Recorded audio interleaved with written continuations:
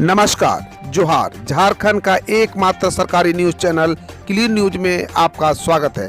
समस्या किसान से जुड़ा हो या हो पारा शिक्षकों का मुद्दा, हर खबर पर होगी हमारी पैनी नज़र। सभी खबर सिलेक्टेड और काम की है, तो वीडियो के अंत तक बने रहें। साथ ही आप न्यूज को किस गांव या शहर से देख रहे हैं, हमें कमेंट में ज़रूर बताइए। आज का लाइक हम 100 रखते हैं, उम्मीद है कि आप इसे पूरा करेंगे। और रोजाना पंचायत चुनाव का अपडेट पाने के लिए चैनल को सब्सक्राइब कर बेल आइकन को प्रेस करें। तो चलिए जानते हैं आज का मुख्य समाचार।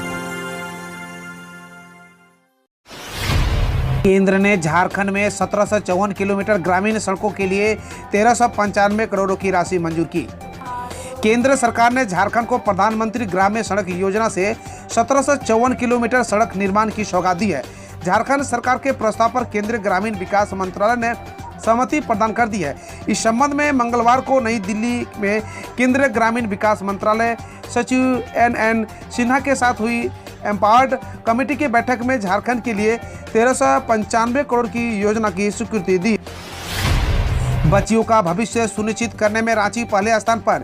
बेटियों का भविष्य संवारने में राज्य में राजधानी रांची पहले स्थान पर है। राज्य के 6 लाख माता पिता ने अपनी बेटियों के भविष्य में आने वाली अड़चनों को दूर कर उन्हें उड़ान देने के लिए डाकघरों में सुकन्या समृद्धि योजना का खाता खुलवाया है।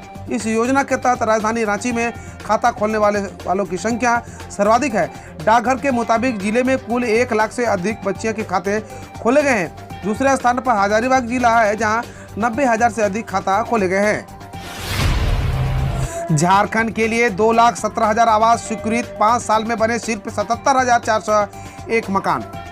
प्रधानमंत्री आवास योजना के तहत 2022 तक सभी शहरी गरीबों को पक्का मकान देने की योजना के, लेकिन झारखंड में आवास निर्माण की जो रफ्तार है उससे 2023 तक भी सभी आवासों को निर्माण की उम्मीद नहीं दिख रही है। झारखंड में 2,47,000 ऐसे शहरी गरीब हैं जो इस योजना का लाभ पाने की अर्हता रखते हैं। केंद्र ने 2,17,662 आवास अब तक सेंसस किए हैं, जबकि राज्य में सरकार ने 1,87,215 आवास निर्माण की स्वीकृति दी है। 5 साल में सिर्फ 77,401 मकान की योजना के तहत राज्य में बने हैं। केंद्र सरकार हर साल सभी राज्यों की डिमांड के मुताबिक आवास की स्वीकृति और केंद्रांश देती है। त्योहारी सीजन में झारखंड सरकार की सौगात, 72,000 शिक्षकों की बहाली का रास्ता हुआ साफ। झारखंड में प्राइमरी और मिडिल स्कूलों में शिक्षकों की कमी को देखते हुए 72,000 नए शिक्षकों का पद सृजित किया जाएगा। सूबे के शिक्षा मंत्री जगन्नाथ महतो ने नए पदों के सृजन के लिए सहमति दे दी है। रांची में ट्रैफिक जाम की समस्या है तो परेशान है तो इन हेल्पलाइन नंबर पर कॉल करें। दुर्गा पूजा को लेकर झारखंड की राजधानी रांची में भीड़ भाड़ बढ़ने लगी है। इसके कारण जाम की समस्या से भी लोग परेशान हो रहे हैं। इसी समस्या के समाधान के लिए प्रभारी ट्रैफिक SP रेशमा रमेशन ने 2 हेल्पलाइन नंबर जारी किया है। इन नंबरों पर फोन पर जाम से निजात दिलाने की योजना है। झारखंड के पारा शिक्षकों के अस्थायीकरण पर जल्द निर्णय, शिक्षा मंत्री जगन्नाथ महतो ने कही यह बात।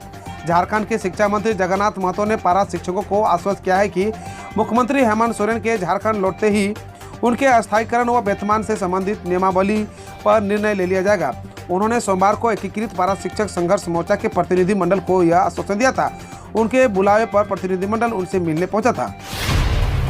झारखंड के जामताड़ा में जुमे के दिन स्कूल बंद करने पर बड़ा विवाद, प्रशासन ने कार्रवाई का बनाया मन। जामताड़ा के उपायुक्त फैज अंक अहमद ने इस संबंध में फोन कर संपर्क किए जाने पर बताया गया कि उनके संज्ञान में यह मामला नहीं है। इस संबंध में जिला शिक्षा अधीक्षक भी पूरी स्थिति स्पष्ट कर पाएंगे। वही प्रभारी जिला शिक्षा अधीक्षक सह जिला शिक्षा पदाधिकारी अभय शंकर से बात करने पर उन्होंने यह स्वीकार किया है कि विराजपुर उत्क्रमित उच्च विद्यालय में उर्दू स्कूल नहीं है, इसलिए शुक्रवार को स्कूल बंद रखने का विभाग की ओर से कोई आदेश जारी नहीं किया गया है। उन्होंने बताया कि इस संबंध में राज्य सरकार की ओर से जारी सरकारी अवकाश की सूची भी विद्यालय समिति को उपलब्ध करा दी गई है। रिटायर IAS आखिर बने PM मोदी के सलाहकार, चारा घोटाला में दर्ज कराया था पहला केस। झारखंड में सख्त और ईमानदार अफसर की रही है छवि। झारखंड कैडर के 1985 बैच के IAS अधिकारी अमित खरे को PM नरेंद्र मोदी का सलाहकार नियुक्त किया गया है। अमित खरे केंद्रीय शिक्षा सचिव के पद से 30 सितंबर को ही रिटायर हुए थे। 12 दिन बाद ही उन्हें नई जिम्मेदारी दी गई है। झारखंड में पोस्टिंग के दौरान उनकी छवि एक सख्त और ईमानदार अफसर की रही है। अमित खरे की बड़ी कामयाबी में चारा घोटाले की खुलासा शामिल है। सरकारी राशि के बंदरबाट से जुड़े इस मामले को सबसे पहले उन्होंने चाईबासा के जिला अधिकारी रहते पकड़ा था। 1996 में उन्होंने इस मामले में पहला केस दर्ज करने का ऑर्डर दिया था। गाइडलाइन के तहत झारखंड में रात 10 बजे से सुबह 6 बजे तक लाउडस्पीकर पर पाबंदी उल्लंघन पर खैर नहीं। देश भर में इन दिनों दुर्गा पूजा की धूम है। झारखंड में भी यह त्यौहार धूमधाम से मनाया जाता है। उत्सव में रंग में भंग न पड़े, इसके लिए प्रशासन स्तर पर तैयारियों के साथ दिशा निर्देश भी जारी किया जाते हैं। झारखंड राज्य प्रदूषण बोर्ड की ओर से गाइडलाइन जारी की गई है। नए निर्देश के तहत रात के 10 बजे से सुबह 6 बजे तक के लिए लाउडस्पीकर के इस्तेमाल को प्रतिबंधित कर दिया गया है। नियमों का उल्लंघन करने पर कार्रवाई की जाएगी।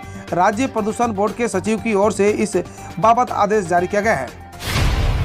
झारखंड में आदिवासी जमीन की हेराफेरी की जांच के लिए बनी विधानसभा की विशेष कमेटी को मिला अवधि विस्तार। झारखंड में आदिवासी जमीन की हेराफेरी की जांच के लिए बनी विधानसभा की विशेष कमेटी को एक्सटेंशन मिला है। 31 दिसंबर तक के लिए कमेटी को अवधि विस्तार मिला है। कमेटी आदिवासी जमीन की हेराफेरी संबंधित शिकायतों की जांच कर रही है। मुख्यमंत्री हेमंत सोरेन के सुझाव पर कमेटी का गठन किया था। विधानसभा अध्यक्ष रविंद्र महतो ने कमेटी की अवधि का विस्तार किया है। गैर आदिवासी के कब्जे वाली आदिवासी जमीन की वापसी करा दखल दिहानी का है प्रावधान। खबर देश विदेश और देश की विभिन्न योजनाओं से।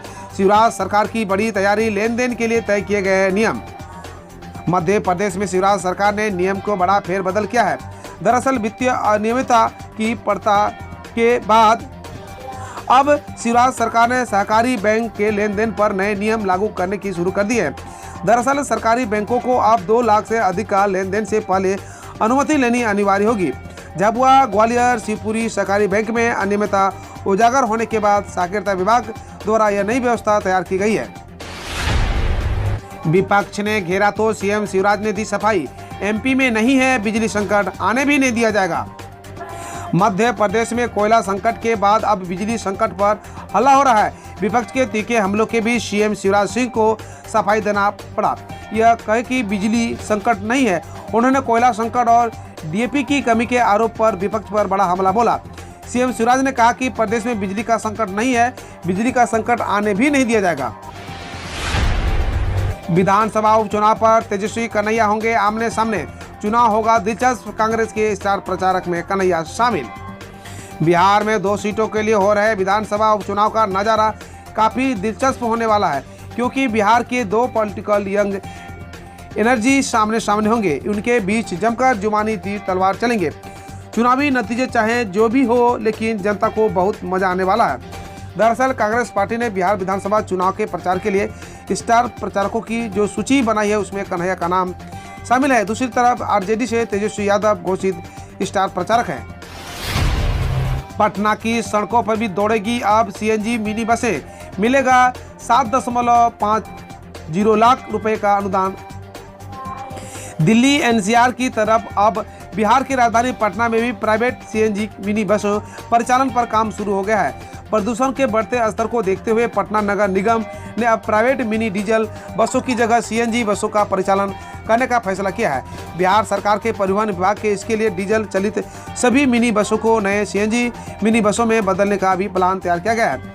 इसके साथ ही पटना नगर निगम ने डीजल से चलने वाली सभी निजी मिनी बसों की जगह नए सीएनजी मिनी बसों खरीदने के लिए 7,50,000 रुपये तक अनुदान राशि भी देने का फैसला किया है।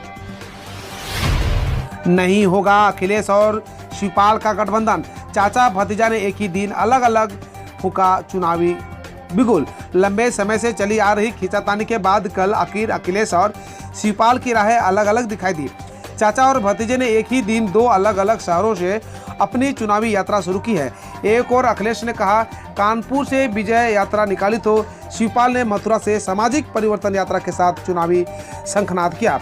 प्रसपा प्रमुख शिवपाल सिंह यादव की ओर से सपा के सामने गठबंधन के लिए समझौते को दी गई आखिरी तारीख कल सोमवार को समाप्त हो गई। गोरखपुर के होटल में कारोबारी की मौत के मामले में 2 अन्य पुलिसकर्मी हुए गिरफ्तार। गोरखपुर के एक होटल में कानपुर के कारोबारी मनीष गुप्ता की मौत के मामले में आरोपी इंस्पेक्टर राहुल दुबे और कांस्टेबल प्रशांत को गिरफ्तार कर लिया गया है। एसआईटी ने होटल में छापेमारी के दौरान कारोबारी की हत्या के आरोप इन दोनों पुलिसकर्मियों पर 1-1 लाख का इनाम रखा था। इससे पहले 2 अन्य पुलिसकर्मियों को भी गिरफ्तार किया गया था। सरकार ने घरेलू एयरलाइंस को 18 अक्टूबर से बिना किसी क्षमता प्रतिबंध के उड़ान भरने की दी अनुमति। नागरिक उड्डयन मंत्रालय ने घरेलू एयरलाइंस को 18 अक्टूबर से बिना किसी क्षमता प्रतिबंध की उड़ान भरने की अनुमति दे दी है। आधिकारिक आदेश में कहा गया है कि एयरलाइंस एयरपोर्ट से संचालन यह सुनिश्चित करेंगे कि कोविड-19 के प्रसार को रोकने के दिशा निर्देशों का सख्ती से पालन किया जाए।